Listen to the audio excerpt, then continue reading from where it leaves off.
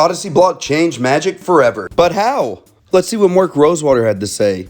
He said, "What if I thought I made a set where the correct strategy was card disadvantage? Odyssey would go on to be a graveyard set. Simply, the graveyard would matter, a zone that players never really thought about. Let's see how it mattered.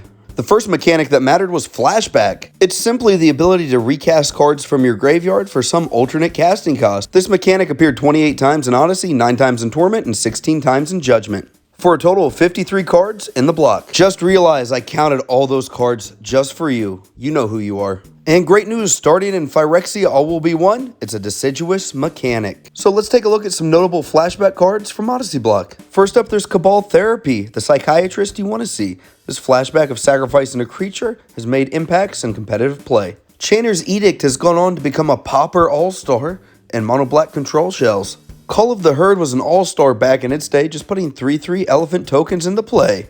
If flashback was the only graveyard mechanic, this wouldn't have been a very good graveyard set. That leads us into Threshold. Let's take a look. Threshold grants a special ability as long as you have 7 or more cards in your graveyard. It was deemed too powerful, that's why there's never been a solid return to it. And great news, I didn't count the cards this time. I found out Scryfall can do it for you. Thanks, Scryfall. Dear God, I'm an idiot. Anyway, it appeared 44 times in Odyssey, 23 times in Torment, and 17 times in Judgment, for a total of 84 cards.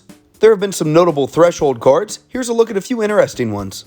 We've got Cabal Ritual. We've all heard of Dark Ritual, but Cabal Ritual is even more powerful. When you have Threshold, you add 5 black mana to your mana pool. Odyssey wasn't even afraid to put Threshold on lands. We have a cycle of lands that really care about 7 or more cards in your graveyard. One of the cooler ones is Cephalid Coliseum.